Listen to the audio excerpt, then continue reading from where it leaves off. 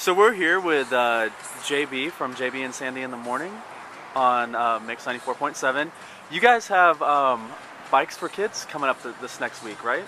We are a week and a half away from the finale.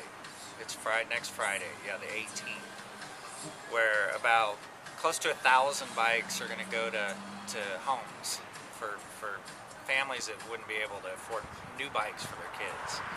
How long have you guys been doing this, and what brought about the idea? Did you guys come up with the idea? Yeah, this is our 13th year, and just over 13 years ago, Sandy and I were talking about doing something kid-related, a charity kid-related.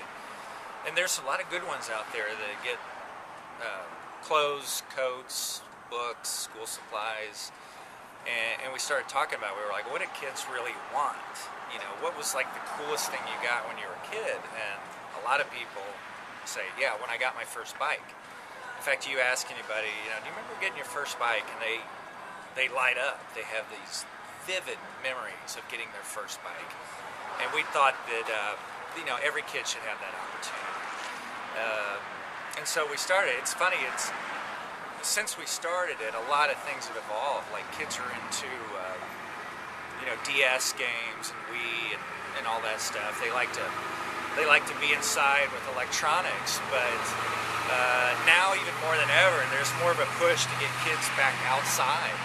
And so I think the bike thing, even 13 years later, is still dead on track and will never grow tired. It's perfect. I think you're right. I mean, for me, like, when I learned how to bike, that gave me a sense of freedom and like confidence that I don't know if I'd ever had before that. You're doing something and you can get around. Yeah, that's a big part of it that we talked about is the freedom. All of a sudden, you don't just have to play with the kid next door. You can go to that friend's house that lives 3 miles away. And part of it is fitting into... these bikes may not just go to a neighborhood where none of the kids have the bikes. That does happen. But a lot of times it's a family where just both parents have lost their jobs and they're just trying to get through a hard time. And so the kids getting a new bike, all of a sudden they fit in with the neighborhood kids. The playing field is leveled when they go out the door. It's like they're not the kid without the bike.